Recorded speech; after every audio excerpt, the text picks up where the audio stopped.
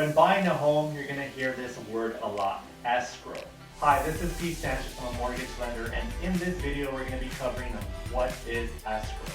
So escrow is a neutral third party where an escrow agent receives and disperses the funds for you as a buyer and the seller. Typically this is started when the seller and the buyer have signed a purchase agreement. Escrow serves two main purposes. Number one is to hold the EMD, known as the earnest money deposit. This is a deposit that you're going to be giving in good faith to the seller to let them know that you're serious about buying their home. Number two is to handle and disperse the funds until all escrow conditions are met and escrow is closed. So the escrow process is usually around 30 days or sooner, and during this escrow process, the escrow agent is going to handle the transfer of the property, the exchange of money, and any related documents to ensure that all parties have received what they are owed. What does this do? Well, this removes any uncertainty over whether each party will be able to fulfill its obligation, and it helps ensure that neither party is favored over the other. On the day that escrow closes, the escrow officer will send a deed to the county recorder for recording.